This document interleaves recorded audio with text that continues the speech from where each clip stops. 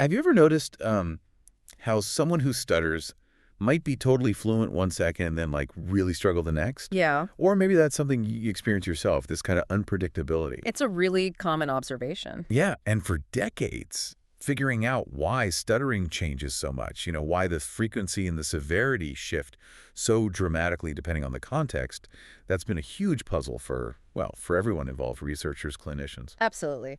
And today we're going to dig into a really fascinating framework for thinking about this. It's called SAMI, that's SAMI, the Speech and Monitoring Interaction Framework. Sammy. And it offers, well, a really insightful and biologically plausible explanation for exactly that contextual variability you mentioned. Our mission today is basically to unpack this model. Right. It blends what we know about speech production with the kind of surprising role of our brain's own internal monitoring system, like an inner watchdog. An inner watchdog. I like that. And we're drawing this from a key paper, Mm. right? That's right. It's by Richard M. Arenas, Conceptualizing and Investigating the Contextual Variability of Stuttering, the Speech and Monitoring Interaction, SAMI, framework. It was published back in 2017 in Speech, Language, and Hearing. Got it. So this deep dive is really a shortcut for understanding this complex but potentially really illuminating area. Exactly. Okay, so let's unpack this. Before, Sammy, you mentioned this puzzle of variability. hmm What was the sort of the main way people thought about stuttering? You hear about the deficit perspective. What did that actually mean? Yeah, the deficit perspective was, and still is in many ways, foundational. It correctly identified that stuttering stems from certain neurological vulnerabilities, basically differences in the brain's networks for speech production. Okay. So neuroimaging studies, they've consistently shown subtle differences, both functionally and structurally, in the brains of people who stutter, PWS we often call them, compared to fluent speakers. Things like maybe subtle issues in motor and auditory networks, often in the left side of the brain, the left hemisphere. And sometimes you even see the brain trying to compensate by using areas in the right hemisphere more. Right, and that kind of explains why certain things can sometimes help, like speaking along with a metronome beat or using altered auditory feedback devices, right? Yeah, Because they sort of support that system. exactly. Those interventions seem to target those potential vulnerabilities. And it's also why some pretty sophisticated computer models could actually simulate stuttering-like behaviors by, building in those hypothesized deficits. Makes sense. But, and this is the big but, here's where it gets really interesting. Uh-huh. Despite all those valuable insights, the deficit perspective alone really struggled to explain that contextual variability. Core puzzle. The core puzzle. Why fluent when talking to your dog, but maybe struggling significantly when, say, giving a presentation, or even just talking on the phone? We have decades of data showing stuttering gets more frequent, more severe, when there's more emotional arousal or social pressure, or even just expecting to stutter. Right, that anticipation factor. Exactly. And the deficit perspective didn't really have a good mechanism for how these cognitive things, these emotional states, these social factors actually interact with the speech system to cause those fluctuations. Okay, so that's a pretty significant gap.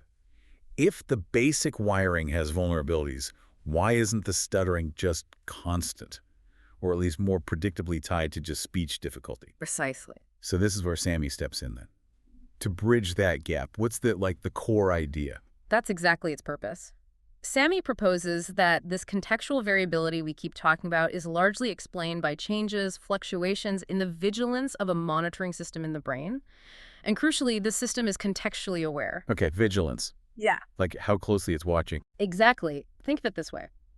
If this monitoring system becomes hypervigilant, sort of like an overactive watchdog, it can actually interfere with how efficiently the speech production system works. And that interference increases the likelihood of stuttering. So it's not just what your speech system is doing, but also how closely your brain is scrutinizing it. And importantly, the context that makes it scrutinize, more or less. You've got it. SAMI essentially brings together two key systems that are interacting. System one is the speech production system itself. System two is this monitoring system. Okay. And both of these systems are influenced by two kinds of factors.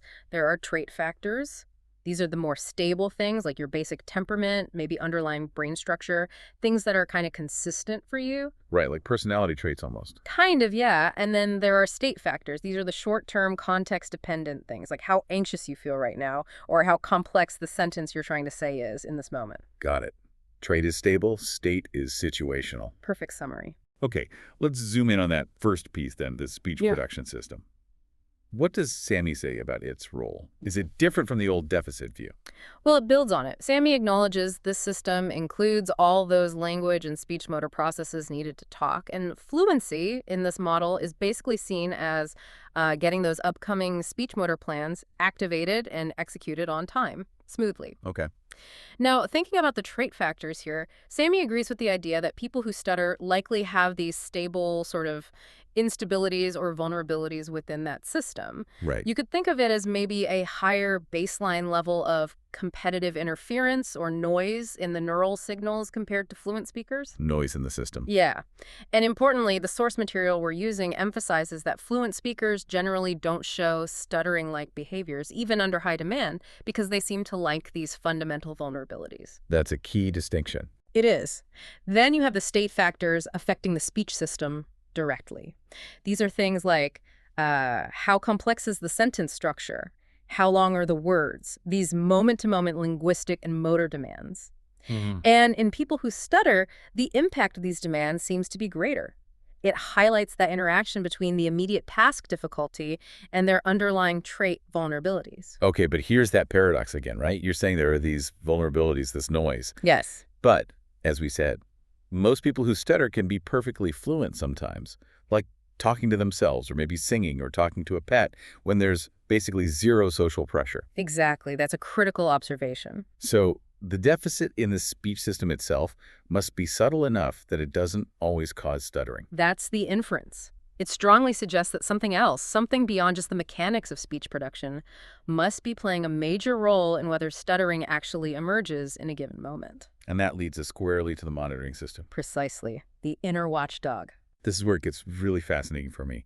Tell us about this monitoring system. What exactly is it? What's it doing in the brain?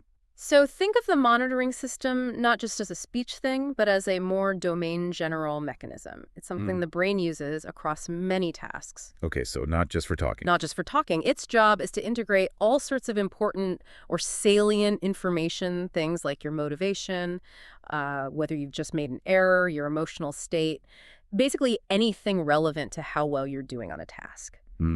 And its functional role is then to kind of tweak or modulate your responses, your cognitive focus, your motor actions, even things like your heart rate or hormone release, your visceral responses. It's about optimizing performance based on incoming data. Wow, okay, so where in the brain is this happening? Is there like a central hub? The primary player, the main neural substrate identified for this kind of monitoring, is the anterior cingulate cortex, or ACC. ACC. Heard that is involved in error detection, right? Yeah, exactly. Error detection is a big part of it, but it does more. The ACC helps adjust cognitive control, like focusing your attention, and it can also initiate inhibitory processes. It can basically hit the brakes on motor responses. Hit the brakes, like slowing things down. Precisely. A classic example is something called post-error slowing. You know how after you make a mistake in a task, you tend to be a little slower on the very next try? Oh, yeah, definitely. Like you're being more careful. Right. That's thought to involve the ACC detecting the error and then signaling this braking network involving the ACC itself, plus areas like the pre-supplementary motor area, pre-SMA, and the subthalamic nucleus, STN, to kind of globally slow things down to prevent another error. Fascinating. So the ACC is like the brain's quality control manager with a brake pedal. That's a great analogy. Yeah. And it's constantly scanning for problems or potential problems. Okay, so if that's the system, what about the trait factors? What makes one person's ACC, their inner watchdog, maybe more jumpy or vigilant than another's, just generally? Well, research links certain personality or temperamental traits to how active this monitoring system is. Specifically, things like behavioral inhibition being naturally more cautious or shy, especially in new situations, and risk aversion. Ah, okay. These traits are associated with greater monitoring system activity, particularly when someone perceives a social threat or evaluation. And the connection to stuttering. Well, what's really compelling is that both behavioral inhibition and risk aversion pop up frequently in the stuttering literature as being more common in people who stutter. Interesting. And there's evidence suggesting that many adults who stutter might actually have a pervasively hypervigilant monitoring system, not just for speech, but maybe in other tasks too. Their watchdog is just generally more on high alert. Wow. Okay. So that's the baseline tendency. What about the state factors? The things in the moment that dial that vigilance up or down. This connects directly to everyday experience for many people who stutter.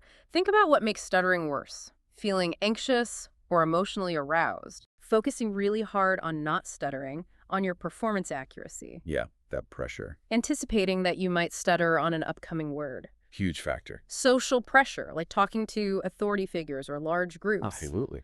All of these things, emotional arousal, attention on accuracy, error, anticipation, social pressure, these are known state factors that increase the activity of the monitoring system, particularly the ACC. They make the watchdog bark louder, so to speak. And lead to slower reaction times in general tasks too, you said. Yes, generally associated with increased ACC activity and slower reaction times. It's like the brain is prioritizing accuracy over speed when the stakes feel high. If accuracy is paramount, the ACC is highly active. If speed matters more or the consequences of an error are low, it's generally less responsive. And the crucial link is that these exact same factors are the ones known to make stuttering worse in people who stutter. Precisely. It's a direct correlation. And conversely, think about things that sometimes reduce stuttering. Certain medications like dopamine antagonists, or even anecdotal reports about alcohol reducing stuttering. Right. SAMI suggests this might happen not because they magically fix the speech production system, but because they might dampen the vigilance of the monitoring system. They quiet the watchdog. So it's reducing the interference from the monitor rather than improving the speech signal itself. That's the hypothesis, yes. It provides a mechanism for why those things might have an effect. Okay, this is really starting to come together. We have this speech production system with maybe some subtle baseline vulnerabilities. Yes. And then we have this powerful, context-sensitive monitoring system, the ACC and its network, acting like a watchdog that can get hypervigilant. Exactly. So how do they interact? What are the specific ways SAMI proposes this interaction leads to more or less stuttering? SAMI outlines three main mechanisms, three ways these systems talk to each other or perhaps interfere with each other. Okay, number one. Number one is pre-articulatory conflict monitoring. Pre-articulatory. So before speech even comes out. Exactly. The monitoring system isn't just waiting for sound, it's evaluating the signals within the speech planning areas before you even start to move your articulators. It's looking for, essentially, noise or conflicting activation patterns during the planning stage. Okay, like uncertainty in the plan. Kind of, yeah. Now, think about PWS. If their speech production system already has, as we said, maybe more inherent noise or subtle instability, Right, that higher baseline interference. then there's likely more conflicting activation for the monitoring system to detect right from the start, even during planning. I see. So if the monitoring system is vigilant and it detects this conflict or noise, what does it do?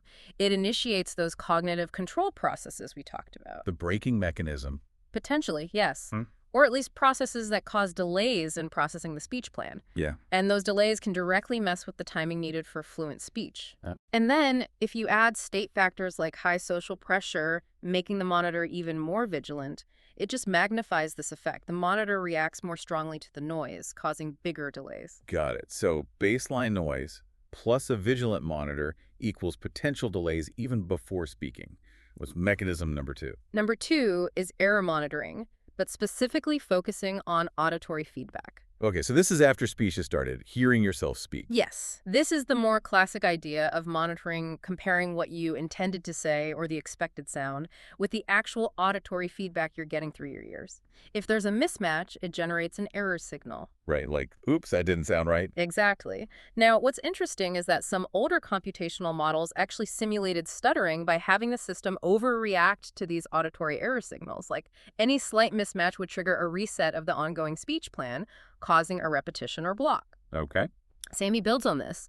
It suggests that it's the Domain General Monitoring System, the ACC again, that modulates how strongly the brain reacts to these error signals. Ah, so it's not just the error signal itself, but how much the ACC decides that error matters. Precisely. Based on its current vigilance level, influenced by things like attention, motivation, those state factors. Okay. And how does this relate specifically to PWS? Well, it's possible that for some individuals who stutter, maybe due to subtle issues in how their brain predicts the sensory consequences of speech, feed-forward models, they might actually generate more or stronger feedback error signals to begin with. Okay. And then the monitoring system's variable reaction to those signals, sometimes overreacting, sometimes not, could help explain why their fluency fluctuates. Right, depending on how vigilant the monitor is at that moment. Okay, Yeah. that makes sense. What's the third mechanism? You said it was maybe the most intriguing. Yes, number 3 is error likelihood monitoring. This is all about anticipation. Anticipation. Yeah, The feeling you're going to stutter. exactly.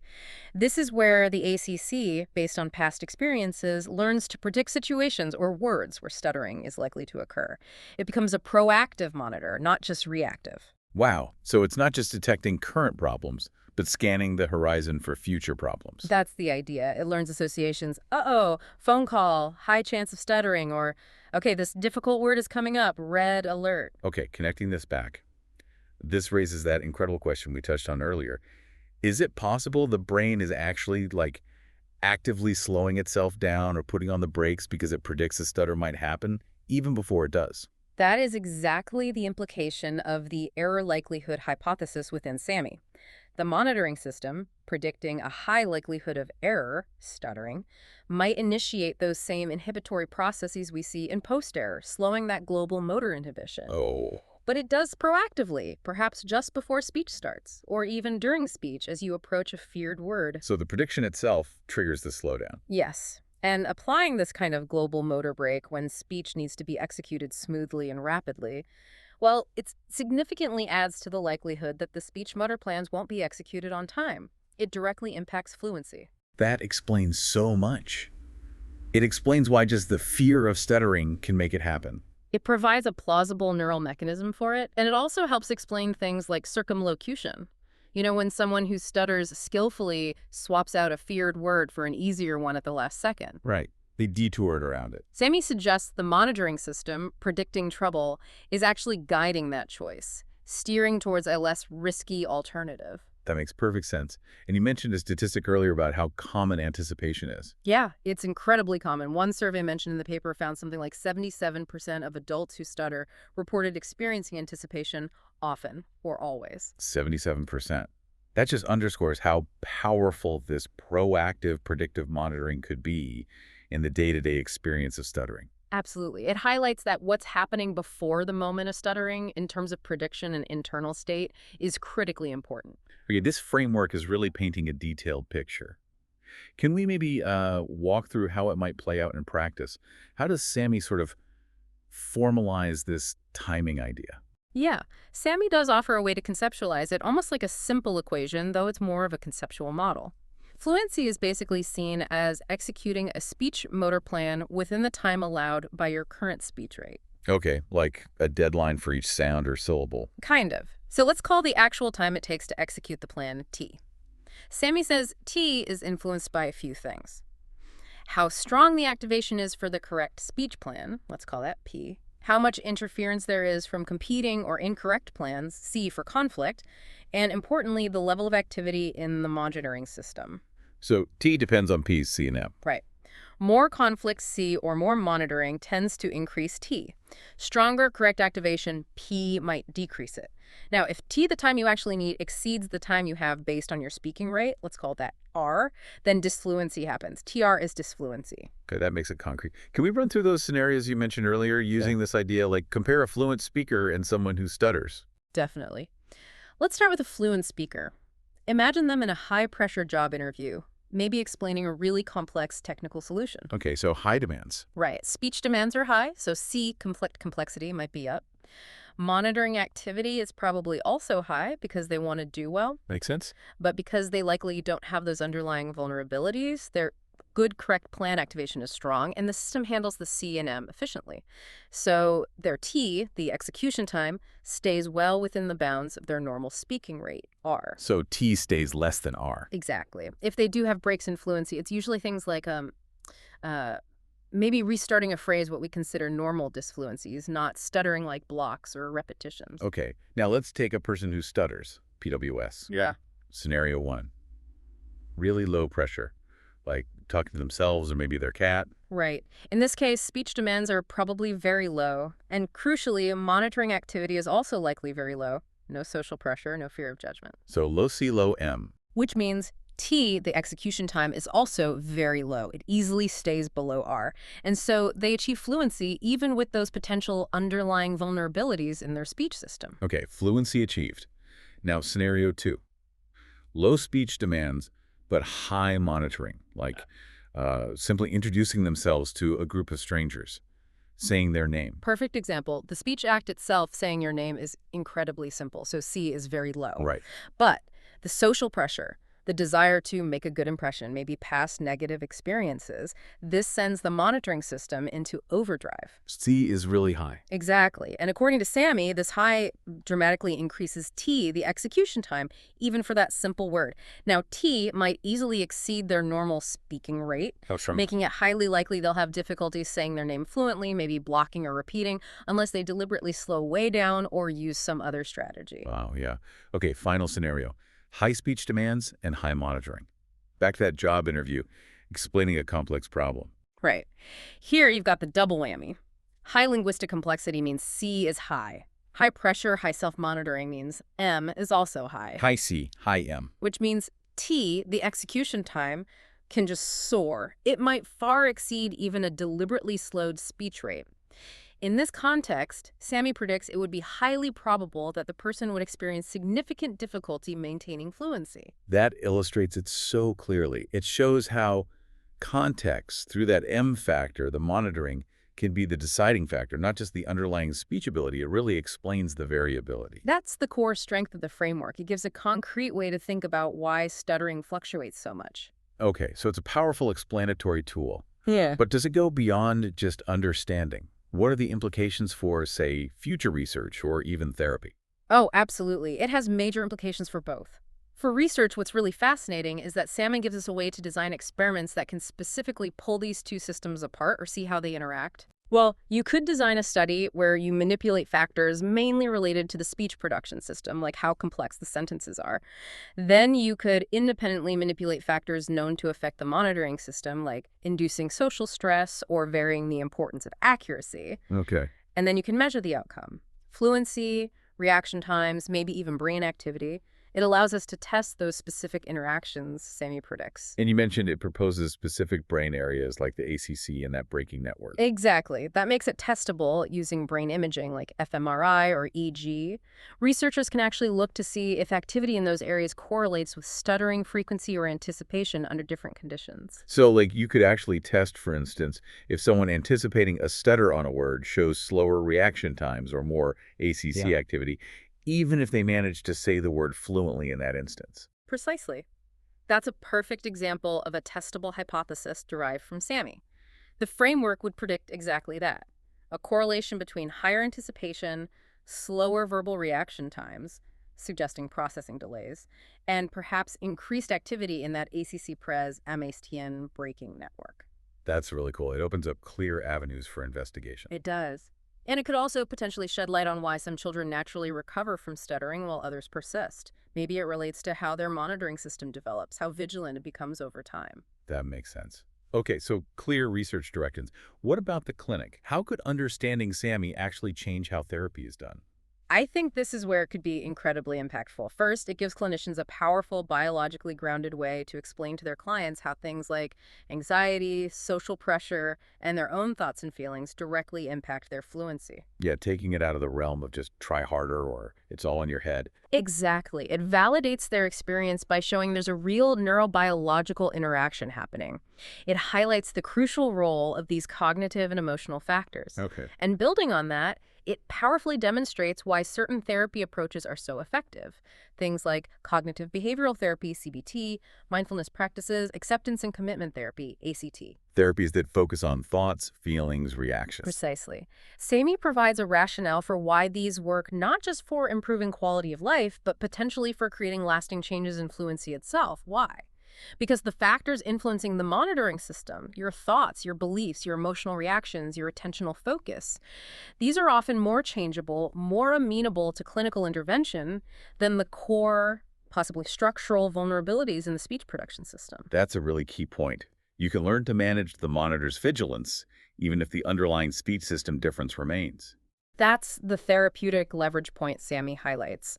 It suggests focusing intervention on modulating that monitoring system activity and its interaction with speech production could be highly effective. It really does feel like a paradigm shift, moving away from seeing stuttering as just a speech motor problem. Absolutely.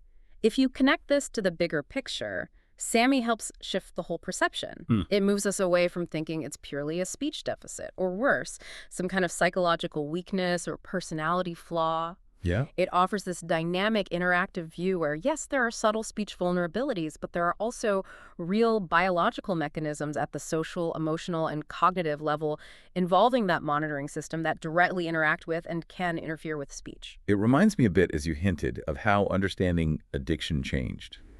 From seeing it as just a failure of willpower Right. to understanding how powerful brain circuits related to reward and context can essentially hijack behavior. It's a loose analogy, but yes, it captures that shift towards understanding the underlying brain mechanisms, including those related to context and internal state. And for stuttering, this kind of neurobiologically grounded interactionist perspective can really fuel research into stronger evidence-based treatments that specifically target these crucial monitoring and interaction It factors. feels much more holistic. Definitely. So wrapping this up, what really stands out to you from digging into SAMI? For me, I think it's just I don't know, the elegance of how it connects these internal brain processes, the ACC, the networks, to very real, very human experiences like anxiety or pressure or just watching yourself too closely. It makes intuitive sense. I agree. For me, it's the move towards a more holistic and nuanced understanding. It really pushes back against seeking a single cause of stuttering. Right. It emphasizes that, yes, there might be underlying speech production differences, but the brain's awareness of context, its self-monitoring tendencies, play an equally critical dynamic role in determining when and why stuttering actually happens moment to moment. So the takeaway for anyone wanting to be more informed, whether they stutter or know someone who does, is that understanding this inner watchdog, how it works, what makes it more or less vigilant, is just as vital as understanding the mechanics of speech production itself. I think that's exactly right. The interaction is key. And maybe it leaves us with a broader thought, too. Mm. Sammy's about stuttering, but this idea of an internal monitoring system reacting to context and potentially interfering with performance, that feels relevant beyond speech. That's a great point. It raises a question, perhaps for everyone listening. How might understanding your own internal monitoring system, how you react to pressure, anticipate errors, or evaluate yourself in any area of life, whether it's sports, work, creativity, how might understanding that empower you to manage challenges that seem unpredictable or context dependent? Hmm. The SAMI framework, while specific, really offers a powerful lens for thinking about how our internal state and the external world are constantly shaping what we do and how well we do it.